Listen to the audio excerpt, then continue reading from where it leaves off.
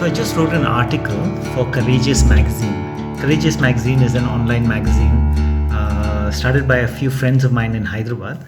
And I think what they've been wanting to do is impact Christian culture and encourage writing for issues that are not like necessarily let's do a Bible study, but more like let's write about something that relates to Christian life and Christian living, of course influenced by the Bible, but more in terms of how we live our life today and how we live in our culture today. So the thing is, so the article that I wrote was on value, but not value like ethics, but value in terms of, if I am an employee, do I feel valued by my organization? If I am an employer, do I value my employees? So what does this value mean? Am I being valued? Do I feel valued? And that's a very important thing for employees. And I consider myself an employee rather than an employer. So this article was about that. And I know you may not even read it. I'll put a description to the link to the article below. But the article basically identified 4 important ideas that we think of when we as employees want to feel valued by our organizations. So the first one was appreciation, where we want our employers to appreciate us, to appreciate us or celebrate us. Now, this is not everybody. So not everybody likes attention on themselves, but I think everybody likes appreciation of the work that we do. So let's say I'm doing some work and then the organization says, hey, that work was really good, or that project you did was really good, or that book you wrote, or that class that you taught was really good. So the appreciation of the work that you do. And in contrast, appreciation, simply just appreciating, oh, well done, I don't think that gives value.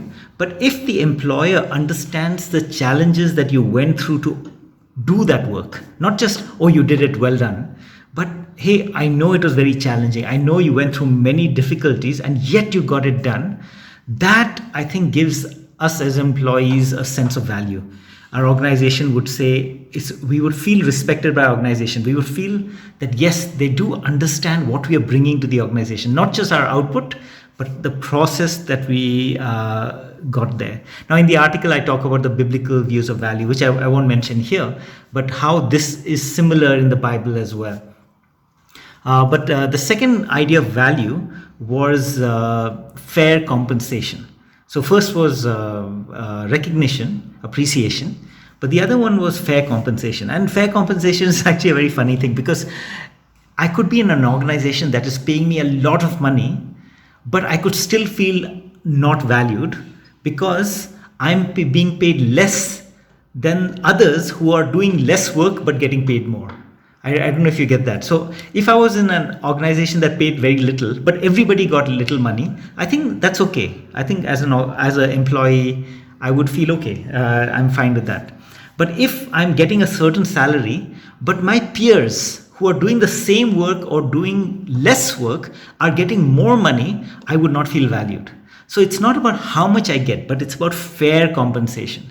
And something really important for us as employees to feel that we are being fairly compensated. So it's not like this division that I'm getting some money, but the person who's doing equal is getting much more, then I would actually feel not valued. So fair compensation is another view. And then again, I look in the Bible and see how the Bible looks at fair compensation and brings in the idea of grace. But again, that's in the article.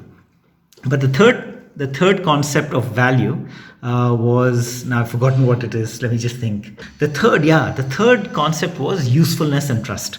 The idea that the organization feels that they can use your contributions, that they actually want you to contribute and use what you're doing. And so they trust you enough to give you responsibility and actually find you useful. Now, of course, most of us think that, we are contributing to the organization anyway by doing, whether we are working in a factory or whether we are working in teaching. Obviously, we are being useful for the organization. But this is something more like, oh, we want to hear what you think. Or, hey, we really like what you're doing, so here's a little bit more responsibility because we feel that you will bring a certain unique aspect to this job.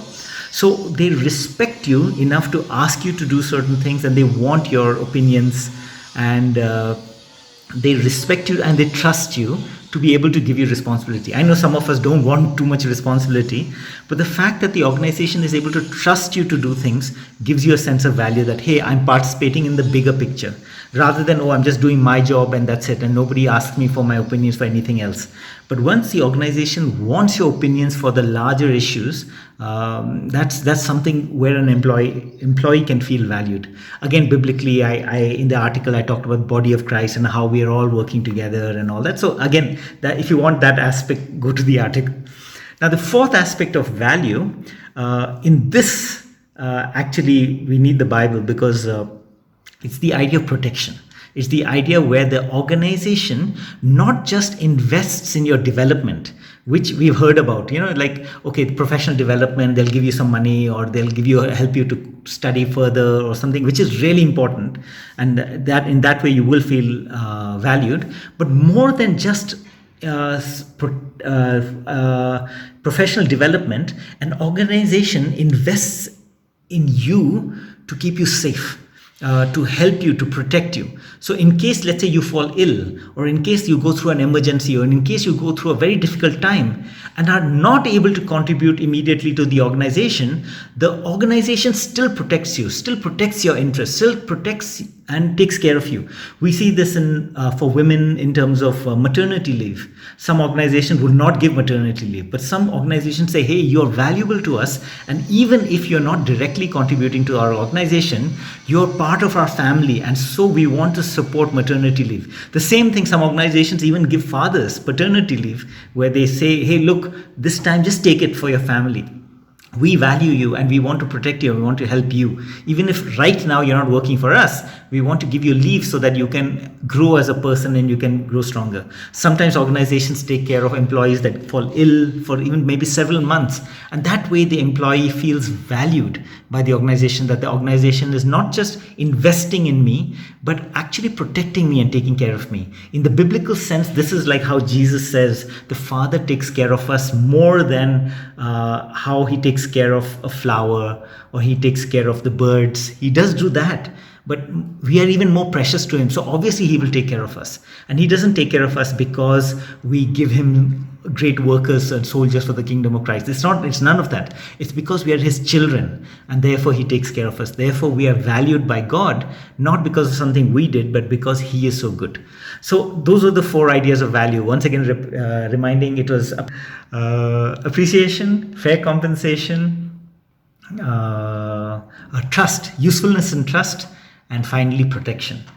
Investment and protection, the idea that they invest in you and protect you. So that's what the article is. That's basically the summary. If you want to know a bit more of the biblical basis, which is again very short, the article is not very long, you can go to the link which will be below to Courageous Magazine. So check out Courageous Magazine and check out many other articles that engage with Christianity in the Indian context. Okay, so thanks for listening, and all the best to the team doing Courageous Magazine.